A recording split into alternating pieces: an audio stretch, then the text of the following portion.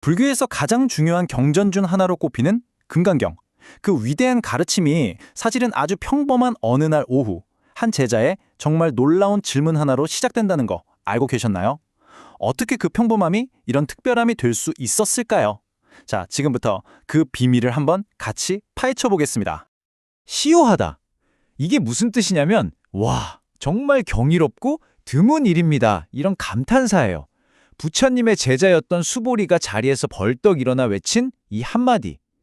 바로 이 말이 금강경 전체를 관통하는 거대한 미스터리의 시작이었습니다.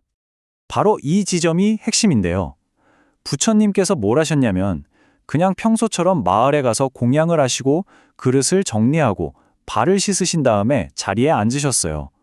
정말 매일 반복되는 지극히 평범한 일상이었죠. 아니, 대체 수보리는 그 평범한 모습에서 뭘 본 걸까요?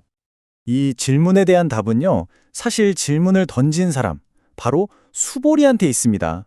그가 어떤 사람이었는지를 알게 되면 그가 뭘 봤는지도 자연스럽게 이해가 되거든요.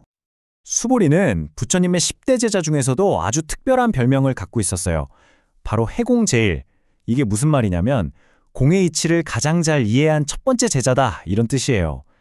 와, 이 별명 하나에 벌써 그가 가진 통찰력이 다 담겨 있죠? 자, 그럼 공이라는 게 뭘까요? 이게 좀 어렵게 들릴 수 있는데 사실은 모든 게 독립적으로 딱 떨어져 있는 게 아니라 마치 거미줄처럼 서로 다 연결되어 있다는 그런 불교의 핵심 사상이에요. 고정된 나라는 실체도 너라는 실체도 없다는 뜻이죠. 수보리는 바로 이 공의 눈으로 세상을 봤기 때문에 다른 제자들이 그냥 지나쳤던 진실을 꿰뚫어 볼 수 있었던 겁니다. 금강경의 주인공으로 그가 등장하는 건 결코 우연이 아닌 거죠.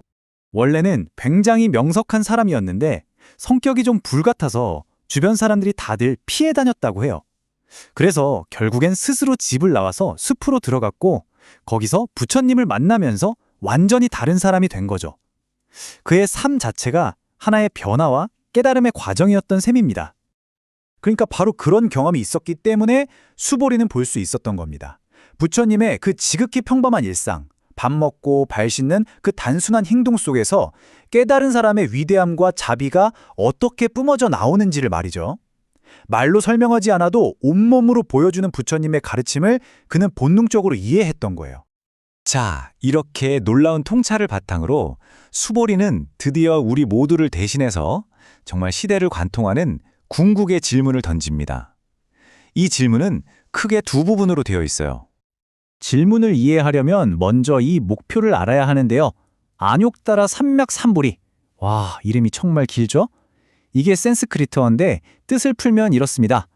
더 이상 위가 없는 완벽하고 완전한 깨달음. 한마디로 부처의 경지를 말하는 거예요. 모든 수행자가 도달하고 싶어하는 최종 목표죠. 자, 이게 수보리의 첫 번째 질문입니다. 그 위대한 목표를 향해서 가기로 마음먹은 사람은 그럼 대체 하루하루를 어떻게 살아야 하는가? 구체적으로 어떤 자세로 살아야 합니까? 하는 거죠. 그리고 이게 두 번째 질문입니다. 밖으로 보이는 삶의 자세뿐만 아니라 우리 안에서 끊임없이 일어나는 온갖 생각들, 번뇌들, 이 마음을 대체 어떻게 다스리고 항복시켜야 합니까? 하는 거예요. 정리해볼까요? 질문은 딱 두 개입니다. 하나는 밖으로 드러나는 행동, 즉 어떻게 살 것인가에 대한 것이고요. 다른 하나는 우리 내면의 문제, 마음의 상태를 어떻게 다스릴 것인가에 대한 질문이죠. 이 둘은 정말 동전의 양면처럼 절대 뗄 수가 없는 겁니다. 그래서 이게 정말 중요한 포인트인데요. 수보리가 던진 이 두 가지 질문에 대한 부처님의 대답이 바로 금강경의 전체 내용이라는 겁니다. 이 짧은 문답 하나가 그 어마어마한 가르침의 시작이었던 셈이죠. 수보리의 질문을 들은 부처님은요, 그를 칭찬하면서 드디어 입을 여십니다. 자, 이제부터 금강경의 위대한 가르침이 진짜로 펼쳐지는 순간입니다. 부처님은 대답을 하시기 전에 먼저 수보리의 질문 그 자체를 칭찬하세요. 훌륭하고 훌륭하다. 이렇게 두 번이나 반복하시면서 그의 통찰력을 인정해 주시는 거죠. 그만큼 이 질문이 핵심을 꿰뚫었다는 뜻이겠죠. 수보리가 부처님의 평범한 행동에서 가르침을 딱 알아차렸듯이 부처님도 수보리의 질문 속에서 그가 얼마나 깊이 이해하고 있는지를 아신 거예요. 이게 바로 말이나 글이 필요 없는 마음과 마음이 통하는 순간 우리가 이심전심이라고 부르는 바로 그것입니다. 자, 이제 부처님의 답변이 시작되는데요. 아주 중요한 전제가 하나 있습니다. 이 가르침은 아무나를 위한 게 아니라 바로 보리심을 일으킨 사람들을 위한 것이라는 점이에요.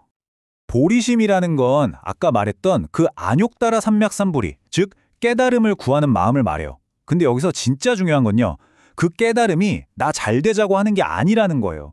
나뿐만 아니라 이 세상 모든 존재를 구하기 위해서 깨닫겠다는 마음, 바로 이 위대한 마음이 있어야만 진정한 수행이 시작될 수 있다는 거죠. 부처님은 수보리에게 그리고 수보리를 통해 우리 모두에게 이렇게 말씀하십니다. 자세히 들어라. 이 한마디가 앞으로 펼쳐질 가르침이 얼마나 중요한지를 암시하면서 우리를 경전 속으로 확 끌어당기는 느낌이죠. 2500년 전 수보리는 어떻게 살고 어떻게 마음을 다스려야 하는가라는 사실 우리 모두의 질문을 던졌습니다. 오늘 이 이야기를 들으신 여러분께 한번 여쭤보고 싶네요. 만약 여러분의 삶을 관통하는 단 하나의 궁극적인 질문을 던질 수 있다면 여러분은 무엇을 물으시겠습니까? 이 질문을 한번 가슴에 품어보시면서 오늘 이야기를 마무리하겠습니다.